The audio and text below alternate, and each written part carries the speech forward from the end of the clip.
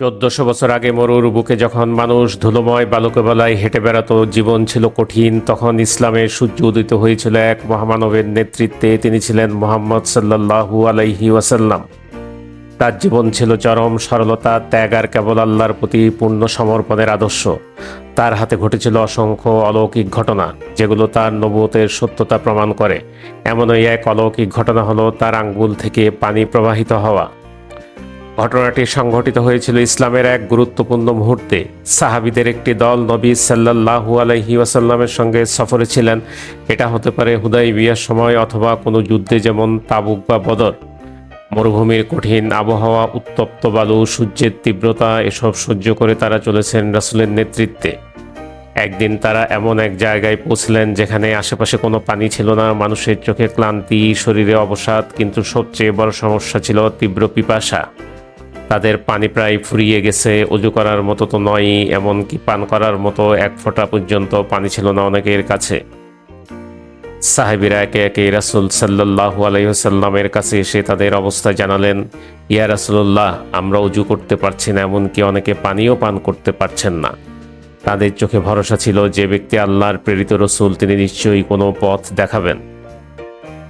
রাসূল সাল্লাল্লাহু আলাইহি ওয়াসাল্লাম চাইলেন একটি পাত্র, যাতে সামান্য কিছু পানি ছিল। তার হাতে সেই পাত্র নিয়ে তিনি দোয়া করলেন আল্লাহর দরবারে। তার মুখে তখন ছিল অসীম ধৈর্য, গভীর আস্থা আর অন্তরের গভীর থেকে আসা কান্না ভেজা প্রার্থনা। এরপর রাসূল সাল্লাল্লাহু আলাইহি ওয়াসাল্লাম তার আঙ্গুলগুলো ওই পাত্রের ভিতরে প্রবেশ করালেন, এবং তখনই ঘটল সেই অলৌকিক ঘটনা যা আজও আমাদের ঈমানকে নাড়িয়ে দেয়। রাসূল সাল্লাল্লাহু আলাইহি ওয়াসাল্লামের আঙ্গুলগুলো থেকে পানি ফোঁটার মতো প্রবাহিত হতে শুরু করলো, ঠিক যেন ছোট ছোট ঝর্ণার মতো তার আঙ্গুলের ফাঁক থেকে পানি বের হয়ে আসছে। সাহাবীরা বিস্ময়ে আবির্ভূত হয়ে গেলেন। তারা এমন দৃশ্য কখনো দেখেননি। এই পানি কেবল দেখাই যায়নি, তার প্রবাহ এতটাই ছিল যে সাহাবারা তা দিয়ে অজু করলেন, পান করলেন, এমনকি তাদের বাহনগুলোকেও পানি পান করালেন। এই ঘটনাটি বর্ণনা করেছেন বহু সাহাবী। তাদের একজন হলেন হযরত জাবির ইবনে আব্দুল্লাহ রাদিয়াল্লাহু তাআলা আনহু। তিনি বলেন, আমরা হুদাইবিয়ার সময় 1500 জন ছিলাম। তখন পানির সংকট দেখা দিয়েছিল। রাসূল সাল্লাল্লাহু আলাইহি ওয়াসাল্লাম একটি পাত্রে হাত রাখলেন এবং তার আঙ্গুল থেকে ঝর্ণার মতো পানি বের হতে লাগলো। আমরা সবাই সেই পানি ব্যবহার করলাম। সহিহ বুখারী হাদিস 3576। অন্য হাদিসে সাহাবী আনাস ইবনে মালিক রাদিয়াল্লাহু তাআলা আনহু বলেন, রাসূল সাল্লাল্লাহু আলাইহি ওয়াসাল্লাম একবার একটি পাত্রে হাত রাখলেন এবং তার আঙ্গুল থেকে পানি বের হতে লাগলো। এমনকি 300 জন সাহাবা তা পান করলেন ও ওযু করলেন। সহিহ মুসলিম হাদিস 2282। সাহাবারা কেবল পানি পানই করেননি, বরং এই অলৌকিকতা তাদের ঈমানকে আরও দৃঢ় করে দেয়। তারা প্রত্যক্ষ করলেন, তিনি যাদের মাঝে আছেন তিনি সাধারণ কোনো মানুষ নন, তিনি সত্যিই আল্লাহর প্রেরিত নবী। এই ঘটনা তাদের হৃদয়ে স্থায়ীভাবে ছাপ ফেলে দেয়। বহু সাহাবা পরবর্তীতে বলেন, আমরা আল্লাহর রাসূলের হাতে বহু নিদর্শন দেখেছি, কিন্তু তার আঙ্গুল থেকে পানি প্রবাহিত হওয়া আমাদের চোখের সামনে দেখা সবচেয়ে বিস্ময়কর ঘটনা। এই ঘটনা আমাদের শেখায় যে আল্লাহ তাআলা যখন ইচ্ছে করেন তখন প্রাকৃতিক নিয়ম ভেঙে দিয়ে অলৌকিক কিছু ঘটান।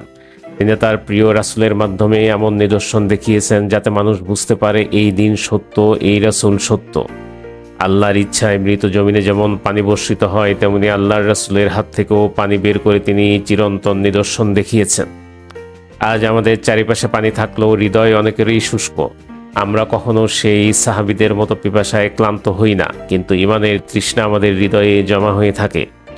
এই কাহিনীর মাধ্যমে আমাদের হৃদয়ে জাগ্রত হতে পারে নতুন করে বিশ্বাস, ভরসা ও ভালোবাসা আল্লাহর প্রতি এবং তার রাসূলের প্রতি।